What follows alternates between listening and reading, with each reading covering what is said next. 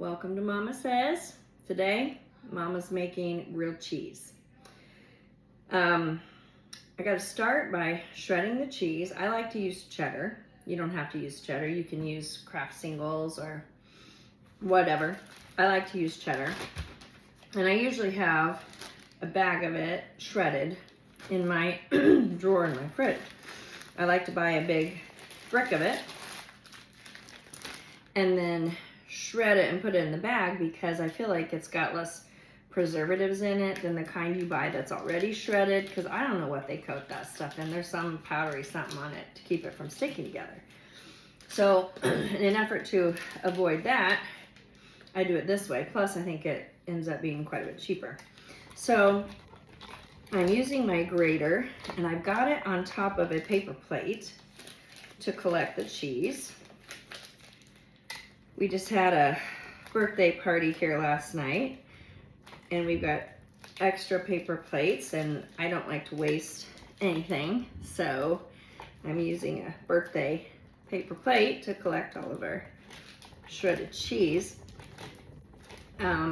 If you watched my zucchini brownie video, you will notice that this grater comes with a little contraption, it's right over here, that you can put under it that collects the cheese, but I'm doing it without because a lot of graters don't have that. They're just a grater. In fact, the grater that I used for probably 25 plus years was just a grater that I bought at a dollar store, probably the Dollar Tree sometime, years and years ago.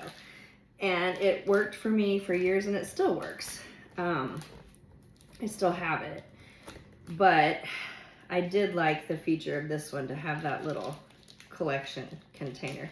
And I do use it sometimes. I don't use it all the time. So I'm shredding my cheese. I'm gonna put it in a bag here. Now, when I bring this up, let's see if I can show you. It's getting pretty full. I don't know, let's see, can you see that in there? The handle's kind of in the way, but it's getting pretty full in there. So I'm going to put my hand, well first I'm gonna fold the top of my bag down a little because it holds it open for me. And then I'm gonna put my hand under the bottom. Let's see, I'll move the bag so you can see it. Under the bottom like this to try to hold as much cheese as I can. And then I'm gonna go over to my bag and just try to guide it down into the bag like that. And then you can dump what's left on the plate in there. See, happy birthday, but I'm not done yet. I'm gonna keep grating the last of this. Normally, I will grate the entire brick at once, but if I don't get to it and my kids want some grated cheese, they will grate just what they think they need and not the whole thing, because it's a little bit of a pain to do. It does take a minute, but like I said, I feel like it's healthier and I think it's cheaper than buying shredded cheddar cheese, and it really does not take long at all. Just a little bit of elbow grease, just give it a push into the side of the grater, and I'm just about done here. So I'm gonna put this all into that bag, and see that I've got a little piece here left. I'm just gonna keep pushing it down into the side. So it's still a little bit there. Push it in there. Be careful because you will cut your fingers on this if you're not careful, but usually if you use the flat part of your hand, you don't cut yourself. So now I need my bag again. And I'm going to put my hand underneath, bring it over to the bag, and try to just guide it in there. Oh no, there we go. Ah, stay. And I just cleaned my countertop, so it's clean. I'm just gonna pick it up, put that back in there. I'm gonna kind of run my hands along the inside because there's a lot of cheese that gets stuck on the inside. And then, one good thing about using a paper plate is you can fold it in half like this, and then it's directed straight down in there. and it's not gonna fall, hopefully, out over the sides. You want all of that cheese. So now, I've got all this cheese that I can use to make grilled cheese. I'm gonna make one for my husband with cheddar, because that's what he likes. He also likes turkey, so I'm gonna make turkey with his. And for my other son, he likes the Kraft singles. So if I have those, I'll use that. If not, I'll use the shredded cheese. I'm not really sure what I have. But first I wanna show you how I clean this thing. You don't wanna use hot water, because if you use hot water at first, you'll use it at the end, but it'll cause the cheese to melt and get real stringy. And then that cheese sticks to your scrub brush, it sticks to the bottom surface of your sink, and you just don't want to really melt that cheese. So what I'm going to do is I'm going to get some warm-ish water, probably a little warmer than room temperature, but not real warm. And then I'm going to run this under the water, and with my fingers, I'm just going to rub it over the grate like this and just get that cheese, actually, get the cheese residue off of there. And then I'll come back with my hot water and my scrub brush, and then I'll scrub it down, and then I'll let it air dry. I'm also going to take this bottom part off after I scrub it, and I'll show you that too in just a second. Okay, I'm gonna get ready to assemble my grilled cheese.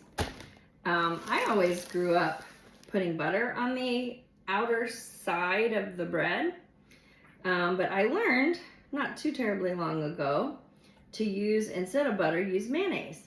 And it really does, it is a game changer, I think. My bread is a little bit frozen.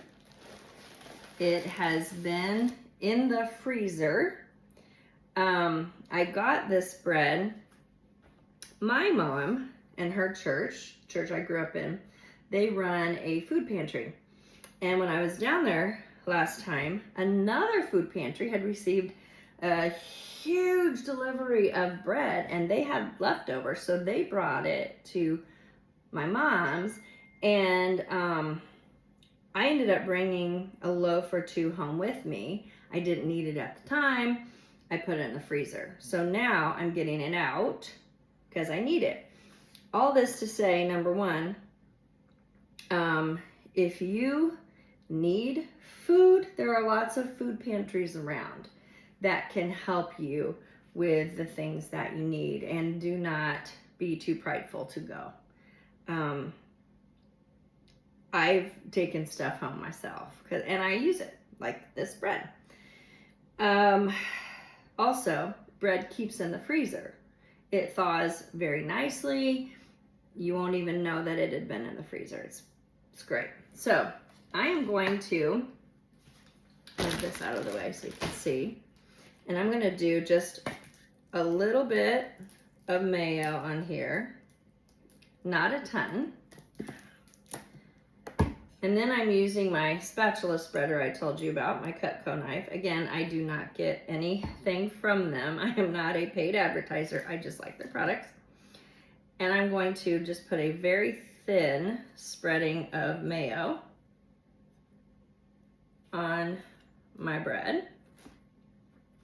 And it's gonna leave a really nice crunchy crust on it. Now, not Miracle Whip. Miracle Whip is not mayo. It is technically salad dressing. So I'm not using Miracle Whip, I'm using mayonnaise, which is the actual word for mayo. It's mayonnaise, and it's actually a French word, which is mayonnaise, or la mayonnaise. I used to be a French teacher before, and I probably didn't even say it quite right, but there you have it. There's a little, I got a little something on there. Yeah. Okay, so now I'm gonna take it over. I'm gonna preheat my pan, and I'm gonna make sure it's greased. And then I will show you how I'm gonna grill these up. Okay, so I am turning my pan on medium-high heat. It's already pretty warm. I had warmed it up and then turned it off because I wasn't quite ready for it, and it's pretty warm, so it won't take but a sec.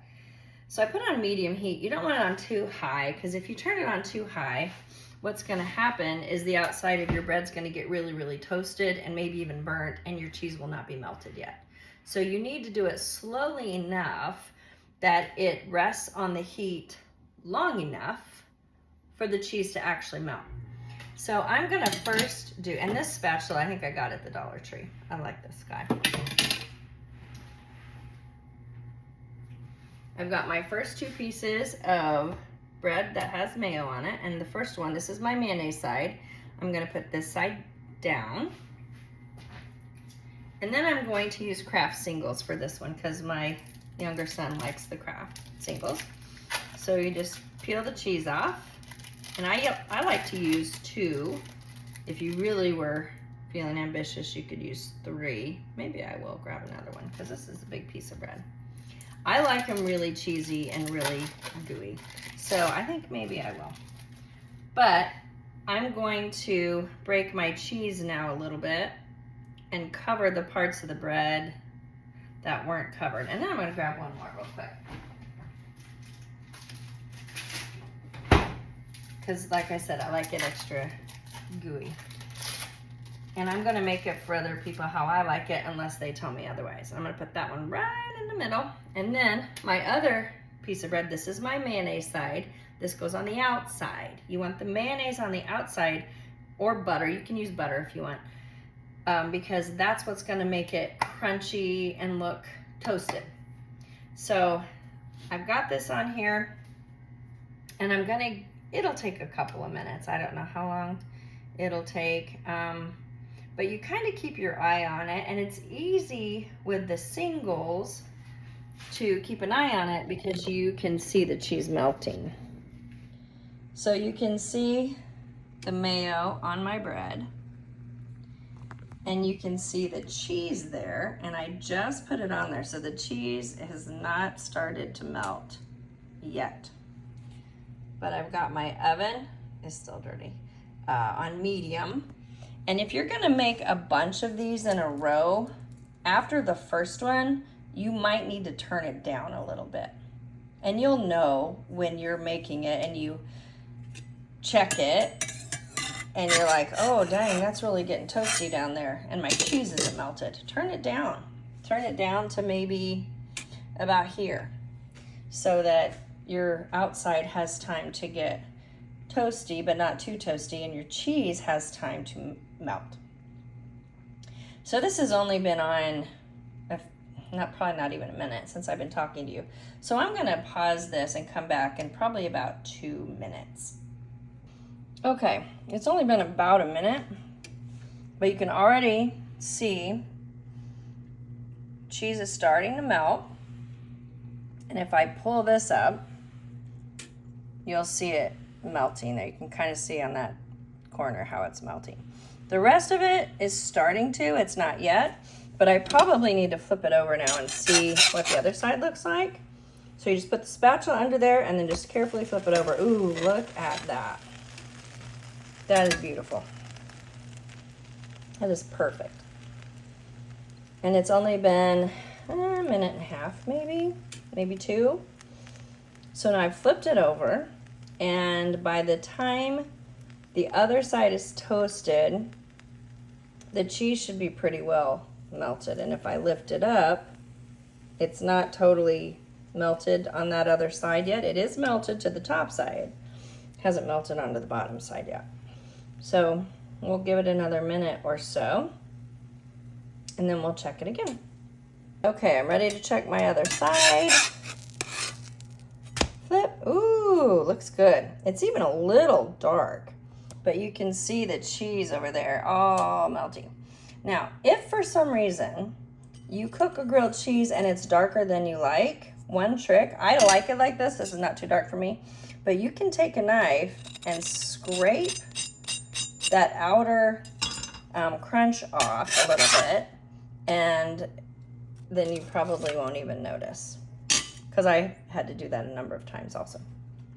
So now I've got my grilled cheese on my another happy birthday plate, and I'm gonna cut it probably in diagonals because that's how my people like it. Some people like it in rectangle, some people don't like it cut at all. But there you have the Kraft single grilled cheese. Now I'm gonna do the cheddar cheese with the turkey. I've got my piece of bread with the mayo side right there. I'm gonna put the mayo side down. And you can hear it because now my pan's hot. I'm gonna turn this burner down a little bit like I showed you because it's gonna cook too quickly if I don't. I'm gonna take a little bit of my shredded cheese. I'm gonna put that on my bread just to kind of cover it. And then I'm going to put some turkey on there. I just got this shredded turkey lunch meat from Aldi. You can get it at Walmart, any grocery store has it. I'm gonna put it on there. Like that. And then I'm gonna wipe my hands off and reach in and get a little more cheese to put on this side because I think it helps the help stick to the bread. It won't until after I turn it though. So flipping it becomes a bit more of a challenge because that cheese on the top is not going to be melted. So I'm going to kind of just push this gently down into it. Okay, so you can see what happens when the cheese melts like that. It cooks on the pan. That's fine, it's not a problem. But you can see how quickly this was melting. I just put this on there and I'm gonna try to flip it, but you gotta be careful because like I said, that top bun and that top cheese is not really attached. So, there we go. Now notice how dark that is. That hasn't been on nearly as long as the first one.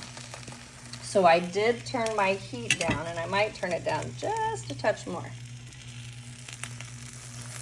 Because I need this.